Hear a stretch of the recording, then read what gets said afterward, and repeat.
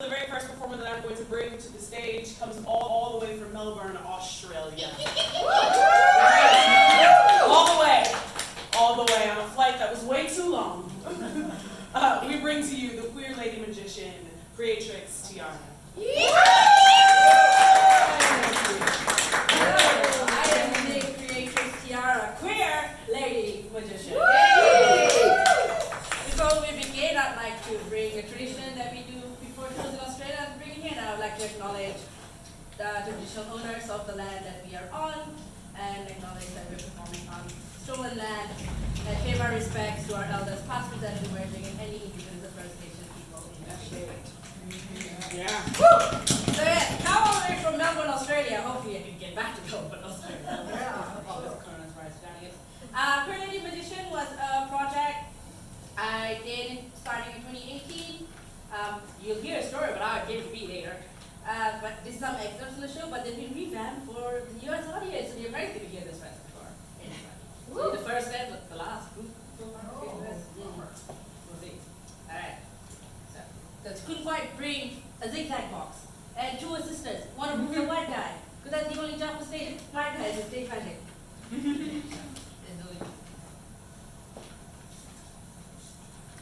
Sometime in the 60s, Customs Superintendent Zahirul Haq Khan is visited at his counter in what was then called by P.C. Sorkar, world's greatest magician.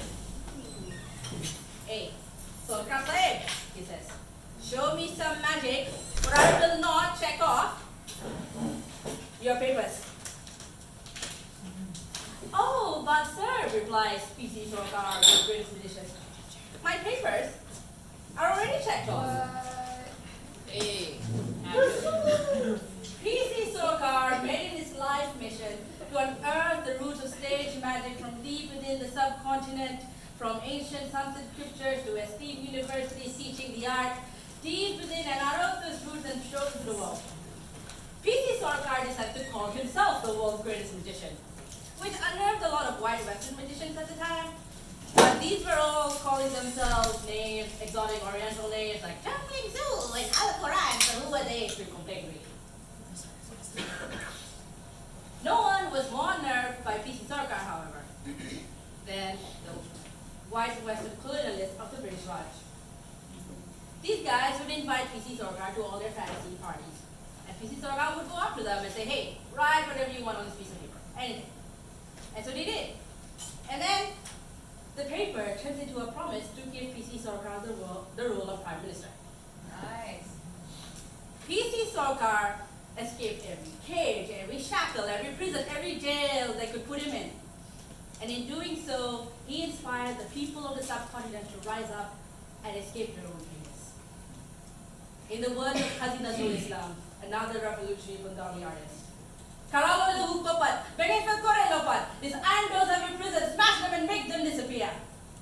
And so they did. The people of the subcontinent rose up to make the British Raj disappear. But in their stead, they left partitions.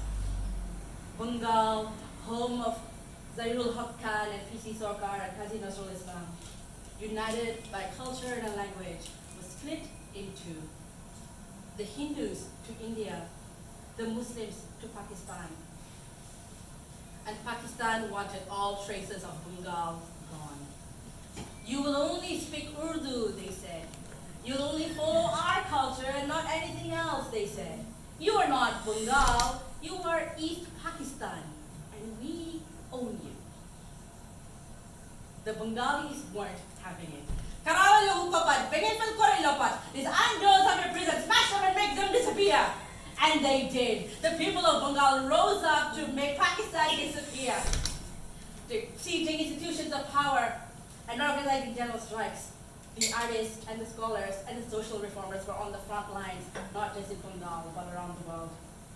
A group of engineering students in Turkey, on a scholarship from the Pakistani government, got together to write and publish an open letter declaring their support for the Bangladesh Liberation War. So Pakistan retaliated and aimed for the artists and scholars and social reformers first. The engineering students in Turkey lost their scholarships, but they were lucky. their peers back home were the first to lose their lives. 1974.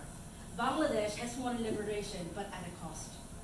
The massacre and rape of millions, the destruction of vital infrastructure, the displacement of thousands across borders. The instigator of the engineering students' open letter considered asylum for him and his young family in Turkey, or maybe Germany, or even the United States. But then he got given an opportunity to be part of a group of engineers and doctors going to Malaysia to be part of the public work system. That work visa became the key to his survival. 11 years later, the engineering students' open letter instigator and his young family welcomed another child. A child who would then grow up to be their own kind of instigator, much to their chagrin. A child who was raised with English as their first language because no one at home spoke fluent enough Malay, but no one else in the country would deign to even speak Bengali. A child who would eventually move borders, officially on a visa, but really for survival. This child was me. 1985. At 45 days old, I take my first ever flight from Malaysia to what is now Bangladesh for my akikah, the Muslim naming ceremony. Customs Superintendent Zahirul Hoqqan meets me for the first and last time. He never gets to hear me call him Nana, grandfather. Names are powerful in Bengali culture. They are dreams, wishes, foreshadowings. P.C. Sorkar, world's greatest magician, named all of his children P.C. Sorkar. They all grew up to be magicians. All of those children named all their children P.C. Sorkar. They too grew up to be magicians. My father, instigator of the engineering students' open letter, picked the name Tiara after an actress in one of his favorite movies. And then he wonders why I want to be a performing artist. My mother picked the other half of my name, Zahira, a feminine form of her father's, my grandfather's name, Zahirul. And of all the people I could be named after, Zahirul Haq Khan, Customs Superintendent, enforcer of borders, grandfather and namesake to Zahira Tiara, a grandchild was oppressed by borders. The enforcer and holder of a green Bangladeshi passport, one that was forcibly assigned to me at birth, because the government of the country I was born and raised and spent the first 20 years of my life in did not deem me worthy enough for one of their red Malaysian passports until literally my 26th birthday. And even then it's conditional. The speaker and writer of a language I only know enough to butcher, whose script I can't even read, but which I immediately understood when I saw them on a government ad campaign back in Australia, where I've been living on and off for the last 13 years, and where I've become eligible for to apply for one of their blue passports in just a few months. An ad that read, "You will not make Australia home." I have a recurring nightmare that in my travels I will get stuck in a border somewhere and they try to deport me, but they do not know where to send me. I'll just send her back to Australia. She's got a resident there. She'll flew from there anyway. They'll be fine. Oh, no, sorry. Right? Can't you have that? We don't like them. Both people, who cares? She came from it. We don't like them anyway. She's gonna just cause trouble. She's a Malaysian citizen. They'll take care of her. Oh, sorry, cannot. This is an LGBT. We do not want the LGBTs. And says Islam, but not even properly. Who said that? Send her back to Bangladesh like dirty Bangla she is. Oh, sorry, no, cannot. She was not born here. She grew up and didn't even know our language. She fought a war for our language. She doesn't even know it. No, send her somewhere else. This piece originally ended by saying that no matter how many borders and how many passports and how many visas I've gone through, I've usually been very lucky. And I always thought it was because Nana and P.C. Sorkar conspired to protect me from beyond the grave. This is no longer true. On my way here for Sister Spit, I was detained at Los Angeles airport for 2 hours. They grilled me about Sister Spit, and they grilled me about the 3 years I spent in San Francisco for my master's degree. And in what I can only think of as cruel karmic projected justice, they made me perform spoken word for them. I couldn't very well tell this story, it would incriminate me. So instead, I stammered out the first few lines of the next story I'm going to tell you, because I do not know how to end this one.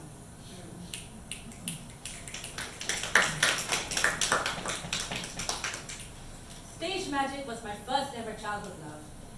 Different people in my family like to claim credit for this. My sister says it's because she got me a magic kit from Hamleys, which is a massive toy store in London that puts Toys R Us to shame. So R.I.P. Toys R Us, we'll miss you. My dad says it's because he and I would grow up watching a lot of stage magic together because he was a big fan. My first ever stage show was seeing David Copperfield in Singapore when I was 10. He was debuting his flying act and I so badly wanted to be the audience volunteer, not realizing how much of a liability I would be at the time. Every time we traveled, I insisted on visiting the local magic shop and get something in my collection. A book, a gimmick, a deck of cards, anything. And then when I was 14, I tried to put on my first ever magic show for an end-of-year school party. And it bombed. The magic tricks weren't working, nothing was landing, people weren't really impressed. Growing up in Malaysia, we were raised to believe that failure was not an option. You weren't really allowed to have a hobby or do something for fun. You had to be excellent at it. Otherwise, why waste your time when you could be studying? I was 14 and I was self-taught and I had no one to encourage me to keep going. I failed already, just move on. And so I did. I gave up on magic. My family and I went to houses a few times and my collection would go smaller and smaller until I was left with just a couple of books.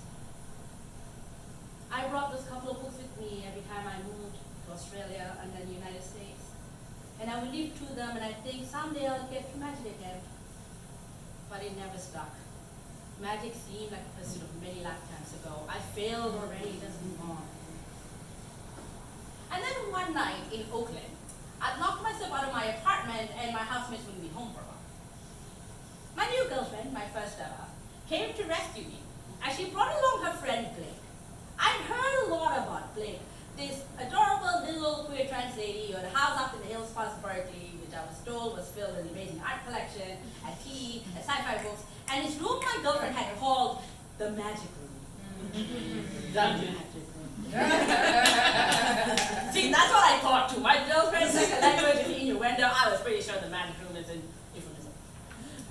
So my girlfriend and Blake come and rescue me, and they do take me up to Blake's house up in the hills, and it did. It was filled with amazing art collection, tea and sci-fi books. And they said I had to spend the night in this magic room. And I get into this magic room and holy hell, my heart exploded. My love for magic not just rekindled but set ablaze. This room was like my childhood bedroom, but even more so. There were shelves, wall to wall, with books about magic technique and history. There was a top hat here, a wand there, decks of cards everywhere. One of the walls was a shrine to Zatanna, the DC Comics magician superhero. This magic room was no euphemism, it was real.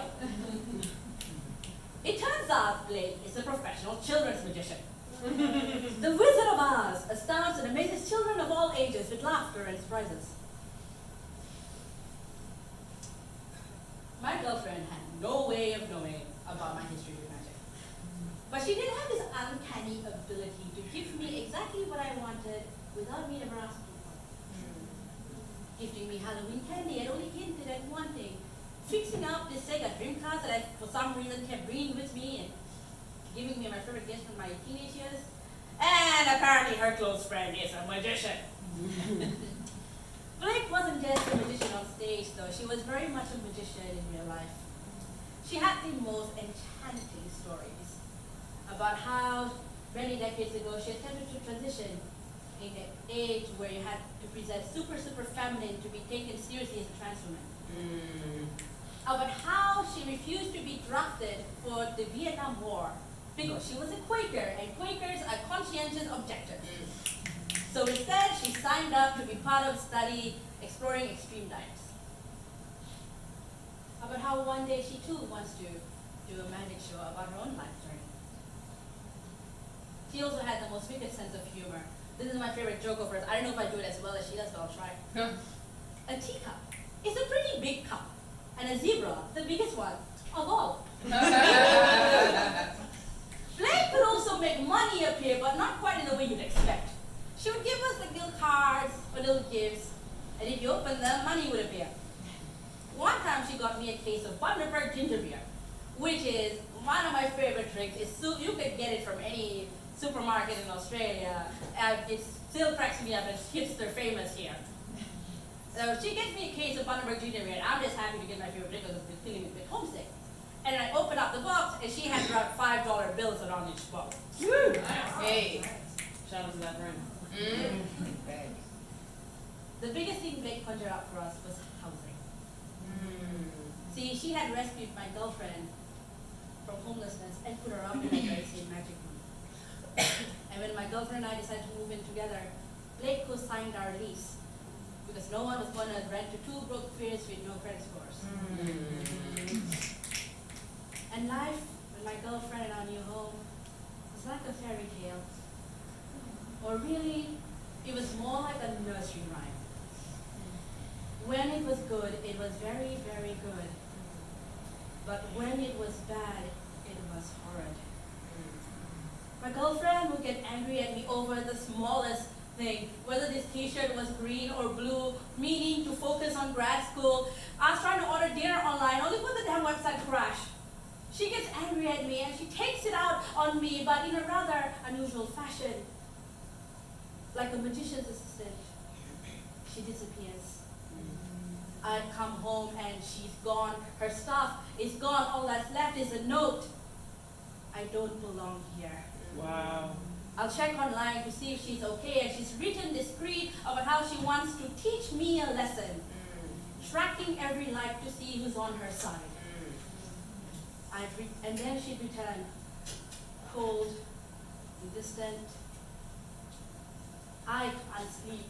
I'm awake during the night, and every footstep sounds like another broken eggshell, another angry word, another note.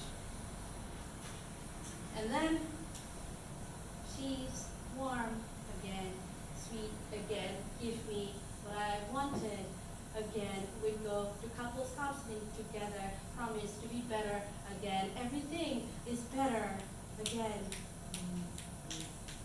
And then she gets angry at me again. I try to tell her she's hurting me again. She tells me it's my fault again. She disappears again. Leaves a note again. I don't belong here. I'll teach you a lesson again. Promise, happiness, activate it again!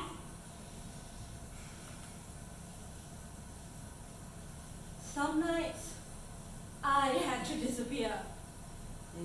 And some of those nights Blake rescued me. Took me up to her house in the hills, fed me tea and sourdough bread, told me stories, cooked me up in her magic room. And then my ex finally disappeared for good, and I went into a spiral, and I left Blake to handle my 3/4 of the rent. She still rescued me again and again and again. Groceries and Quaker meetings and a promise to take me to the magic castle, the world's most exclusive private magicians club in the world, as a treat. My ex had written this screed saying that I was stealing her friends, manipulating them into believing my side of the story over hers. I told each and every one of those mutual friends, hey, was she right? They all tell me, we chose to support you. We love you. But when I tried to pull Blake, no answer. I call again, no answer. I email again, no answer. No trip, no answer. I graduated grad school. My visa was running out. I had to leave the country. I tried to say goodbye. No answer. Many years after I left the Bay, years after I moved back to Melbourne, Australia, through my magic books again. I thought, what if I really did go back to magic? Stage magic is such a cishet white situation. Wouldn't it be funny if I was the queer lady magician? Wouldn't that be a play?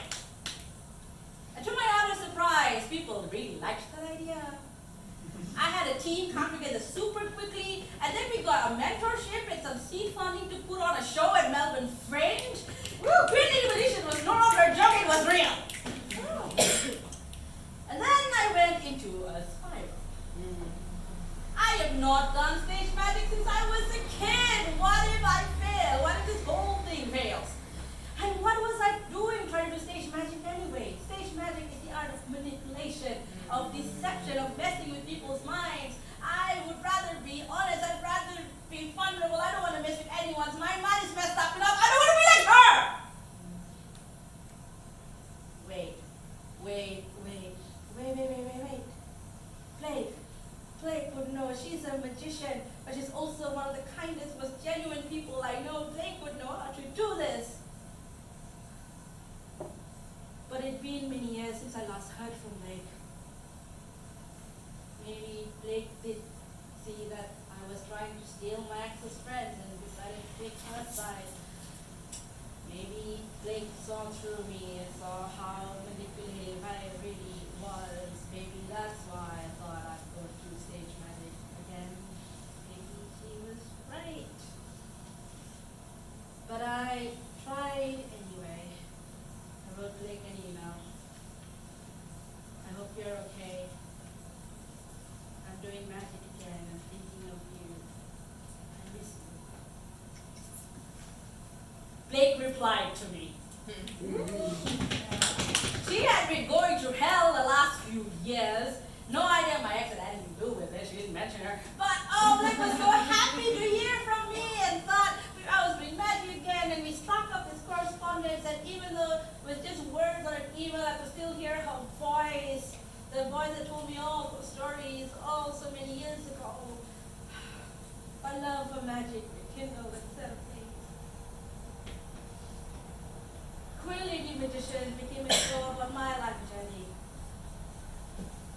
About losing a childhood love and getting it back.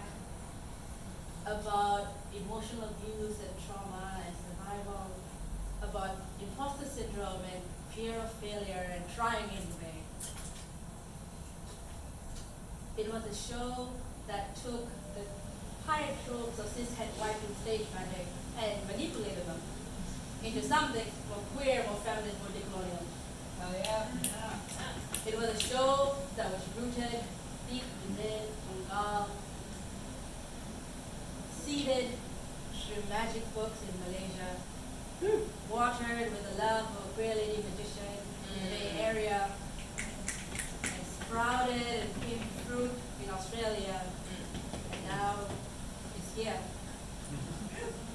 A show that I hope would astound and amaze people of all ages with laughter and surprises. Cool.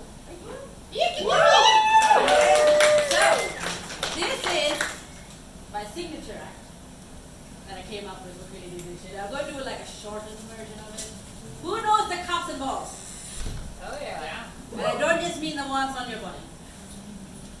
That'll be relevant. Hello. Because you're in front of the camera, so I just want to like make sure you're all out of the way. Cool, very cool. Awesome. Anyway, yes. So, cups and balls, usually 3 cups, 3 balls, but oldest magic trick, first recorded somewhere in Egypt, which means a person of color probably has something to do with it. However, don't have quite the time to do the whole thing, so I'll do like a mini version. 3 balls, 1 cup, and 1 ball. The idea being, you take the ball, maybe there's a piece on top. Hey. And then, you do 91, and the ball should reappear! Right. Change who the magician is, change what the trick is. Who knows what this is?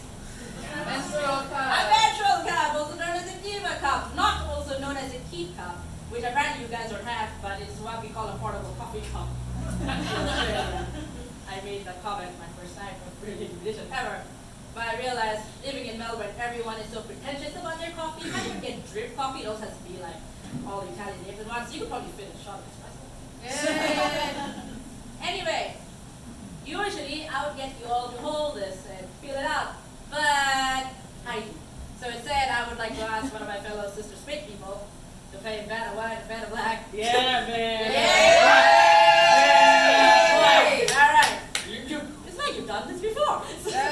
So, I'm gonna sterilize this, and Mia will demonstrate it while I talk about what you need all these for. Yay. All right, and the people in the back. So, for those who don't know, a menstrual cup, diva cup, not a key cup, is used for people who bleed every once in a while. You know, stop us from bleeding all over everything. Hey. Alright, if I could get that back. Because those things are not cheap, and I totally did not get this from a mutual aid Facebook group.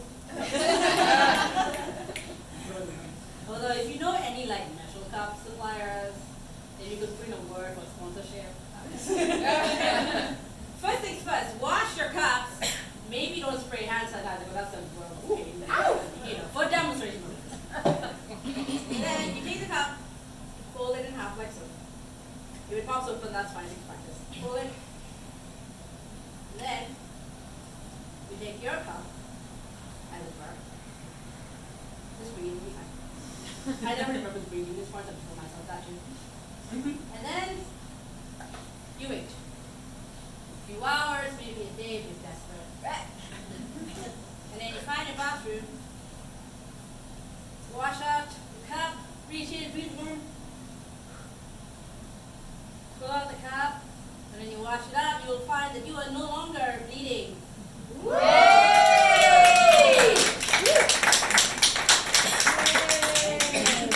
would like to close off with a poem Blake always likes to read in the end of her magic shows that she shared to me. It's by some magician, mathematician, white dude, so okay, the name doesn't. But it's one.